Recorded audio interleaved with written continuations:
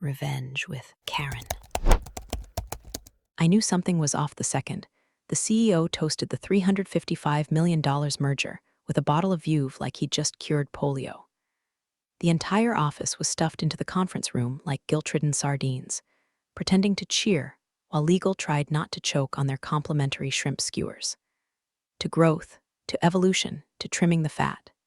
He declared, like our jobs were a failed diet plan. He gave a little nod to the man beside him, Bryce, the new VP of Operational Efficiency.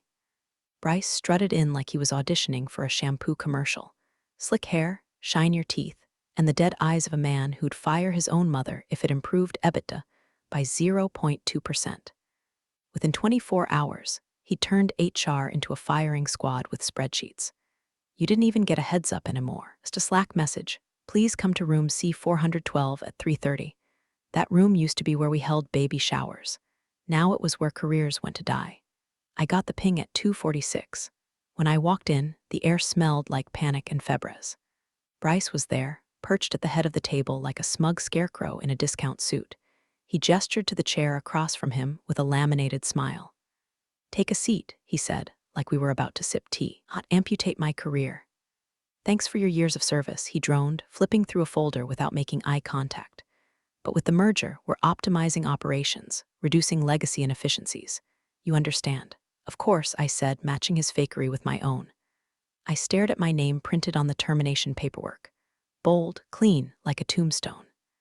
Now, hey, quick thing. If you're still listening and haven't hit that little subscribe button or dropped a like, me a favor and click it.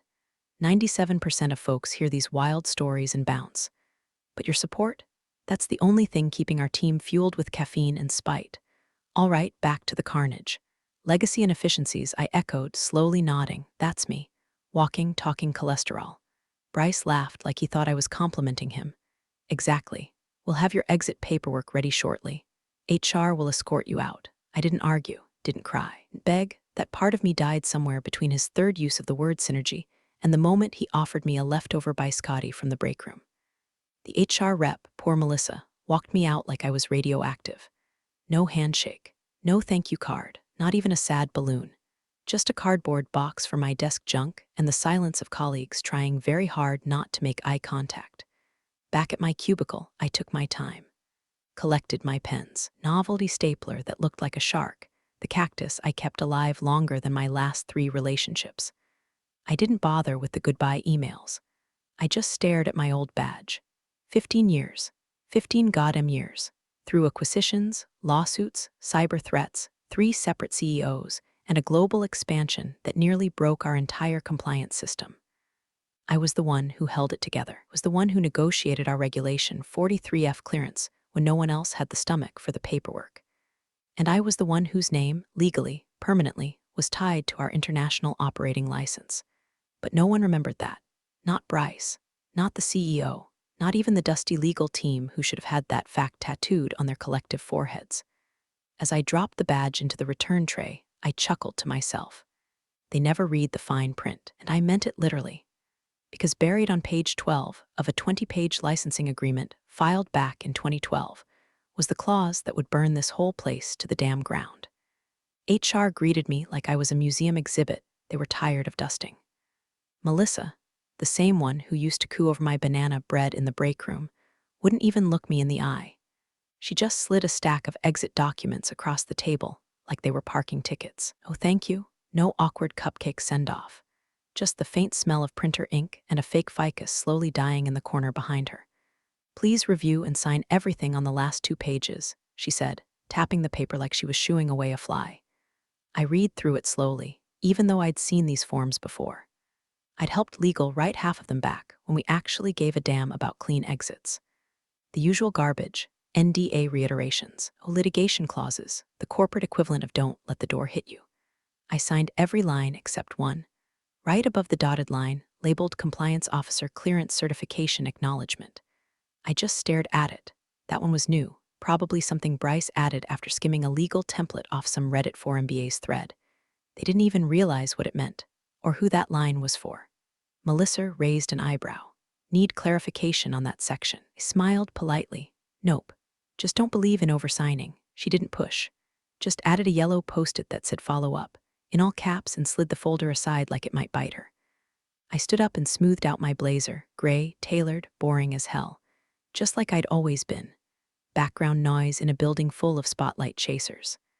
Bryce was waiting outside the glass wall, arms crossed, looking proud of himself like a toddler who just flushed a goldfish. All done? He asked, like this was a trip to the DMV and not the unraveling of 15 years of my life. Trimmed and optimized, I said, giving him a thumbs up that could have curdled milk. He smirked. See, no hard feelings. None, I said, and meant it in the way one means I'm not mad seconds before they torch your favorite hoodie in the backyard. As I walked away, I caught the tail end of his conversation with some other department head. Gotta cut the legacy fat, was saying, no offense, but she was more ceremonial at this point, like a Christmas card list. Sentimental, outdated, ceremonial. I felt that word crawl down the back of my neck like a centipede dipped in vinegar.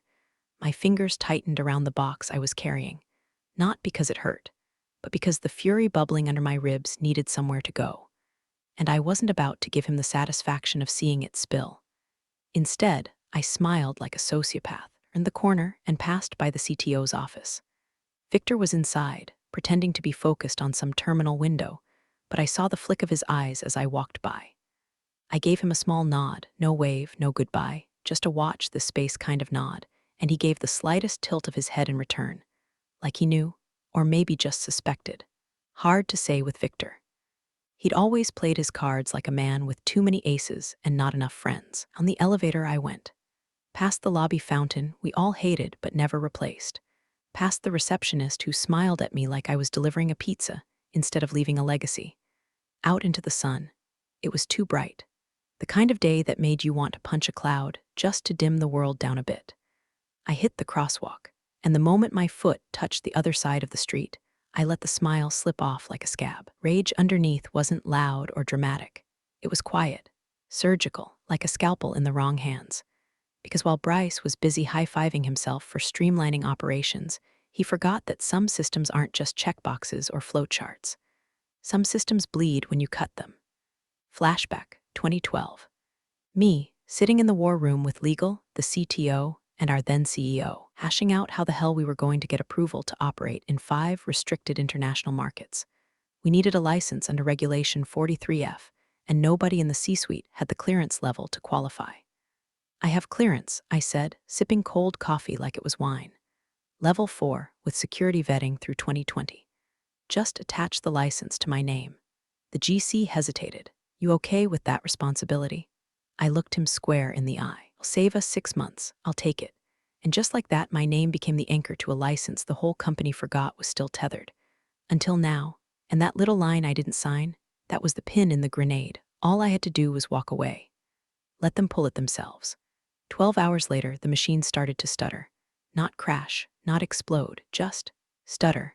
Like a cough that doesn't sound like much until you realize it hasn't stopped in hours. It started with a ping from the Singapore office. They couldn't access the global compliance suite. Just a gray login screen and a spinning circle.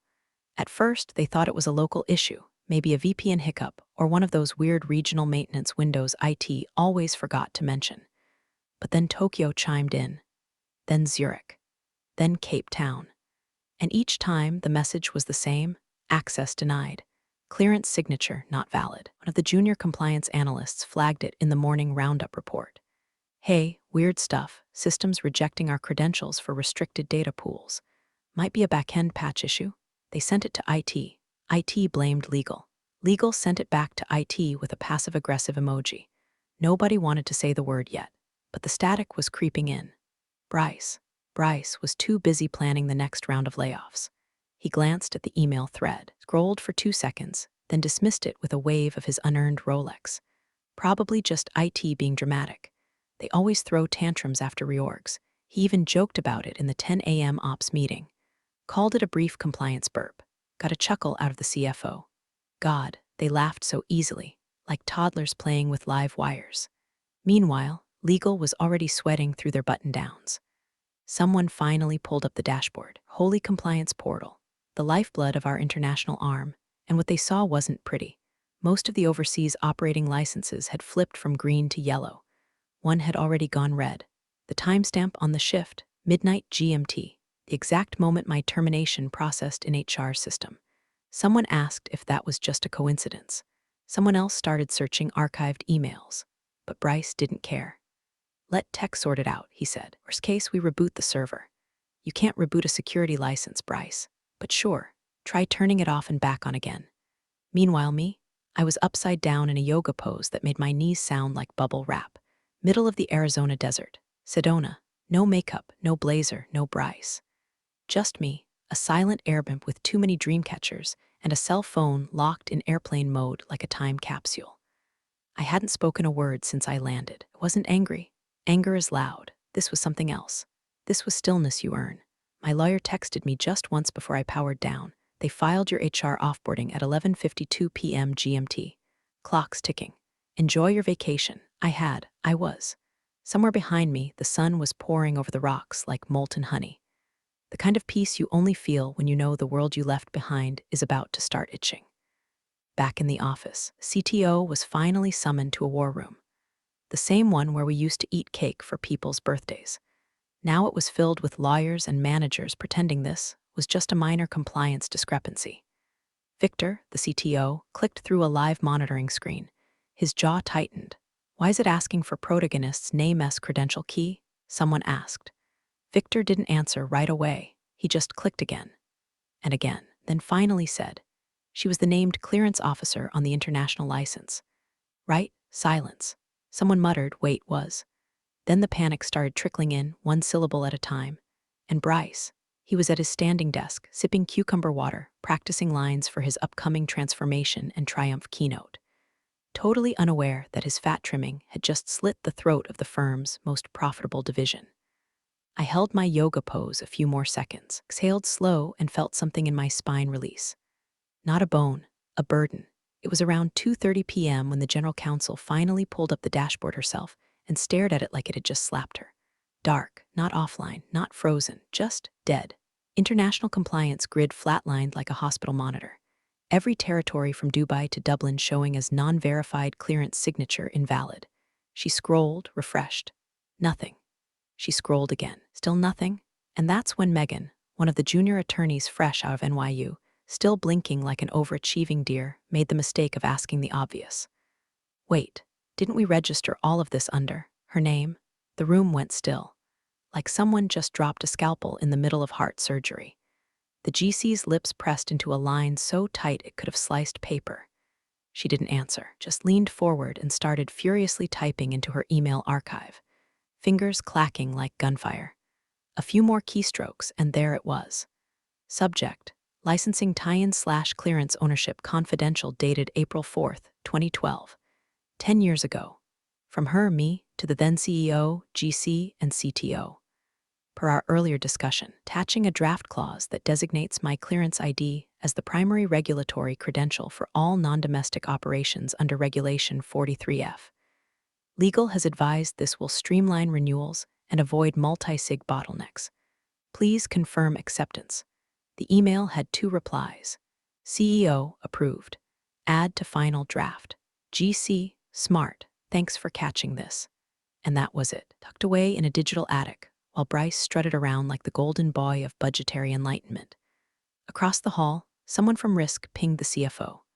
Apparently, Japan's licensing body had sent an alert that our signature hadn't verified for the quarterly check-in, and if we didn't resolve it within 24 hours, they'd consider the license expired. The CFO dialed Bryce's extension. In the boardroom, everyone could hear it ringing through the walls. Hey, what's up? Came his cheerful voice from speakerphone. We've got a clearance issue, CFO said. International systems are down. Licenses are flagging invalid. Bryce barely paused. Yeah, it's been whining all morning. Probably a bad patch or whatever. We'll get a contractor to sort it.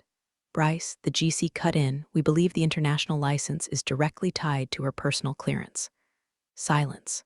Then, wait, what? Megan, bless her. Right again? It looks like her security credential was the one binding us to Regulation 43F jurisdictions. She was the sole signee with vetting authority on the license. Bryce laughed. Actually laughed. You're kidding. One person, that's not even real. Why would we do that? Victor, sitting in the back with arms crossed, muttered because nobody else wanted to deal with the red tape in 2012. She did, but she's gone. Bryce snapped. We terminated her. That's when the CFO finally raised his voice. You terminated the person holding our international regulatory signature. Stillness. A cold, slick silence that clung to the walls like mildew. Bryce cleared his throat. Okay, fine, we'll call her. Bring her in for a day, offer a bonus or something. No big deal. She's not answering, the GC said. Her number's disconnected. Her work email bounced, and her clearance, asked the junior attorney. Victor sighed and swiveled his laptop around so everyone could see it. Clearance ID 77G5X4 status. Revoked HR termination timestamp. 0000 GMT. Regulation 43F was merciless in its automation. The moment the system logged the HR file as complete, it had triggered a cascade. Clearance invalidated. Licenses nullified. Systems bricked. It wasn't just a job title she held, it was a keystone, and Bryce had yanked it out like a Jenga piece from the bottom row. Meanwhile, somewhere in Sedona, I was sitting barefoot on the porch of a stucco rental, overlooking a canyon that looked like God had been showing off. My tea was hot. The wind was quiet. My phone, still on airplane mode, was resting under a rock shaped suspiciously like a middle finger. I wasn't smiling. I wasn't gloating. I was breathing. Because that's the thing about being forgotten. Learn to enjoy the silence, especially when you know it's about to be replaced with sirens. At exactly 0000 GMT, the system did what it was built to do: obey without question. A soft chime sounded in a server room buried beneath 6 floors of corporate indifference. No fanfare, no fireworks, just a single entry logged across a dozen mirrored systems. Clearance invalidation ID 77G5X for reason. HR termination, then the cascade began. One by one, every international license tied to that credential, mine, flipped into auto-revocation. Singapore, revoked. Frankfurt, revoked. Johannesburg, revoked. Dubai, Tokyo, Amsterdam, Sao Paulo, Seoul. Every last one of them blinked from authorized to suspended to critical. NON compliant in a matter of minutes. And because it was built into the security core, baked into every contract we filed since 2012, the systems responded the only way they could: total lockdown. No logins, no data access, no remote authorizations. The International Compliance Suite shut its own gates like a medieval fortress under siege. Red alerts. Everywhere. Silent at first, just dashboards bleeding color, notifications stacking like bricks in the inboxes of people who hadn't checked their email since 5 p.m. In Tokyo, the regional director called IT. In Dubai, the local compliance officer called legal. In Zurich, the head of finance called his wife and muttered something about taking the early train. But in New York, Bryce was in a glass-walled conference room with half the board, clicking through a PowerPoint titled Our New Era, Efficiency in Action. And as you can see, streamlining upper management roles has already saved us $2.4 million in annual payroll. By Q3, we expect another 3 to 5% increase in margin just from right-sizing compliance redundancy. He said that last part, compliance redundancy, with a smirk, like he'd just coined the term. The room didn't laugh. Most of them didn't even blink. One guy checked his phone under the table. In the back, the CTO's assistant stepped into the room, pale as printer paper. She didn't interrupt, just hovered like a ghost behind the glass. Bryce kept going. We're not just optimizing, we're transforming. This is the future. Lean, smart, resilient. The merger didn't just give us capital, it gave us clarity. Behind him, a massive screen displayed his closing slide, a sleek bar chart climbing into the stratosphere, labeled projected global growth, Q4 and beyond. Then, ping, someone's phone buzzed, then another. Then someone's Apple Watch chirped. The CTO's assistant finally spoke. Sorry, you're going to want to see this. The board chair cleared his throat. Let's pause for a moment. Bryce's jaw tightened, clearly annoyed. I was just getting to the chair repeated. Not a request. The assistant passed over a tablet. The CTO took one glance and visibly recoiled, like the screen had flashed pornography in church. He turned the screen toward Bryce. Every international license just auto-revoked, he said flatly. Bryce frowned. What? No, that's a glitch. It's not a glitch, the CTO said. The system logs are clean. It processed a credential kill chain. Clearance ID 77G5X4 was revoked. HR termination flag went through at midnight GMT. Everything tied to that ID is now flagged as non-compliant. Bryce blinked. But wait, no. We backed that up. We had redundancies. No, the CTO said. You didn't. The board sat in stunned silence. Bryce glanced around like someone might rescue him with a laugh, a joke, a gotcha. No one moved. Behind them, the presentation slide remained frozen in place, projected global growth, a cruel joke staring them down while the company hemorrhaged credibility in real time. Nobody said what they were all thinking. Not yet. But the silence was beginning to rot. And miles away, deep in the desert, I sipped from a mug that said world's okayest employee and watched the moonlight bleed over the canyon ridge. In exactly 8 hours, my lawyer would send one sentence that had hit their inbox harder than any resignation ever could. But for now, let the silence do its job. At exactly 8:03 a.m. Eastern Time, the boardroom inboxes dinged in eerie unison, like bells tolling at a funeral they didn't know they were attending. One message, one sentence. Subject, compliance notice urgent from McClure and Denton LLP body. Per regulation, please confirm voluntary cessation of international operations effective 00:00 GMT. That was it. No greeting, no signature block, no threats. Just that single line delivered with the precision of a sniper shot. The CEO, mid-sip of his third espresso, froze midair. The cup hung at his lips like it was trying to run from his face. His eyes flicked across the message once, twice, then just stopped. The general counsel let out a breath sharp enough to cut drywall. "This is real," she whispered. "Oh my God, this is real." The CFO grabbed the message, reread it, and looked at Bryce like he'd just driven a bus into a hospital. "She's saying we voluntarily shut down all international ops. That's not just a license issue, that's Jesus. That's breach of contract across every overseas agreement."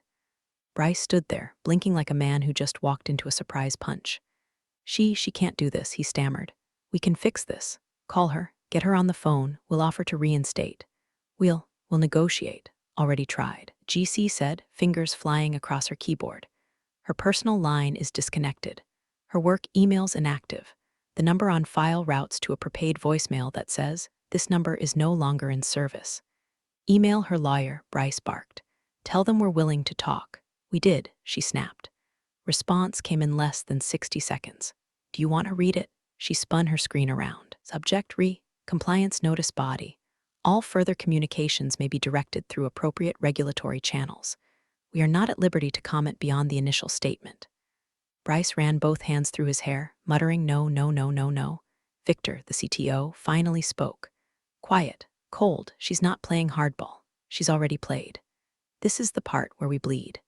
The CEO slammed his cup down so hard it cracked the saucer. "How did this not come up in due diligence?" he roared. "You signed off on the org chart, Bryce. You said compliance had backups. I assumed legal had redundancy. You assumed?" The CFO snapped. "You assumed that the $355 million merger wouldn't depend on a single regulatory clearance held by someone you fired like she was a damn file clerk." Bryce opened his mouth, closed it, opened it again. Nothing came out. The board chair stood up, slowly, deliberately. He turned to the CEO. "We need a full emergency audit, every document, every contract, every clearance timestamp." The CEO nodded once. Stiff, jaw clenched, outside the glass walls of the boardroom, the building buzzed in quiet chaos.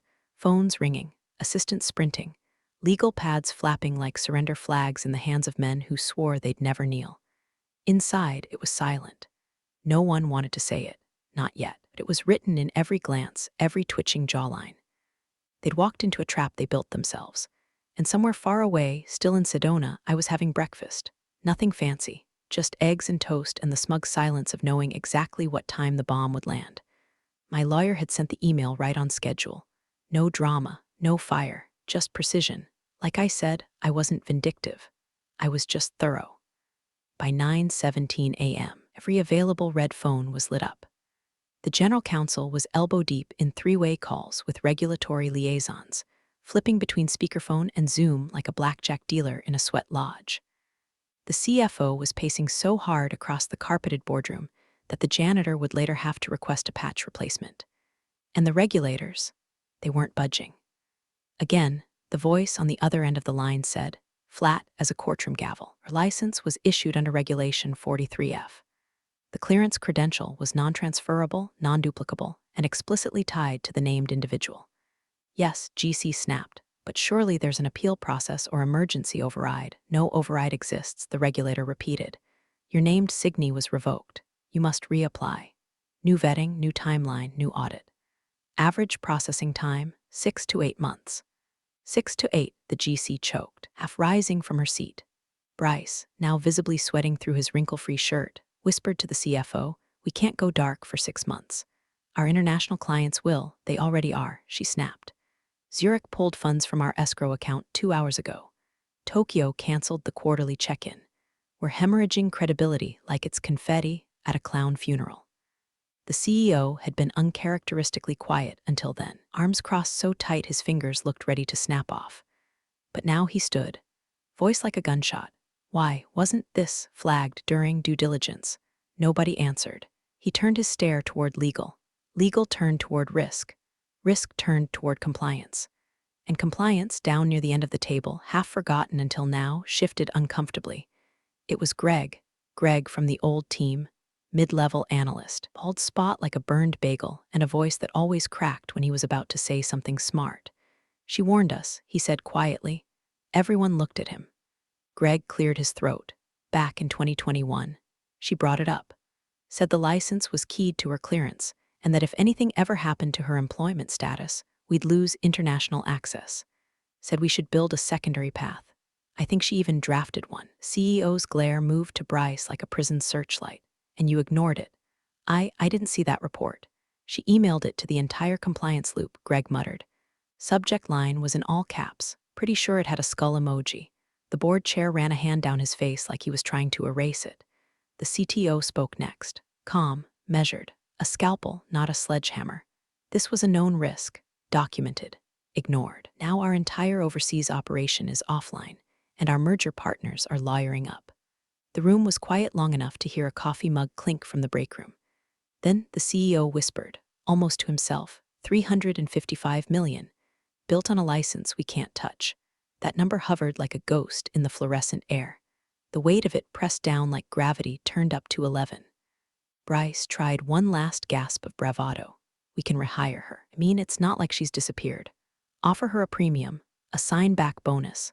Hell, name a floor after her. No, GC said flatly. Her lawyer's position hasn't changed. No comment, no access, no negotiation.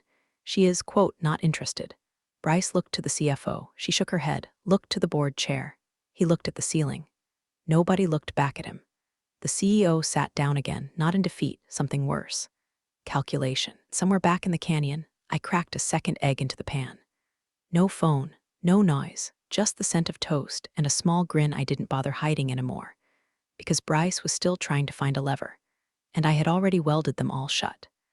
By the end of the business day, the collapse wasn't theoretical anymore, it was scheduled. The merger partners' legal team sent a 42-page letter of intent to sue before lunch. Subject line alone was enough to make 3 board members develop a sudden interest in early retirement. Subject: breach of representations malfeasance in clearance oversight. Not long after, the London office reported that their access cards no longer worked. Emails bounced. Compliance systems gave error messages in 6 languages. Zurich's regional director put in his resignation via fax, like it was the 90s and shame needed to travel slowly. Dozen major clients followed within hours. One of them, a government-backed infrastructure firm, used the word fraudulent in their notice. Investor relations tried to spin it. Temporary disruption due to system misconfiguration. That line lasted a whole 19 minutes before a junior reporter at Global Market Lens published a leaked Slack thread that read, "We fired the license holder lol. Can't access Jack. Bryce is losing his mind." Finance Guy 89, 8:12 a.m. The stock dipped 12% by mid-afternoon. The VP, Bryce, the self-appointed efficiency messiah, had finally been cornered. With eyes twitching and hands trembling, he summoned what was left of his dignity and made the call, "Reach out. Let's make her an offer." Legal drafted a rehire proposal with urgency bordering on desperation. Full reinstatement, signing bonus, back pay, a seat on the Global Risk Steering Committee. Hell, even suggested giving her naming rights to the new compliance wing, the protagonist's last name center for global integrity. The response came within 15 minutes. Subject: reinstatement proposal body. She's not interested. Please route further inquiries to her licensing team. That was it. Cold, surgical. The kind of email that didn't even need punctuation to wound.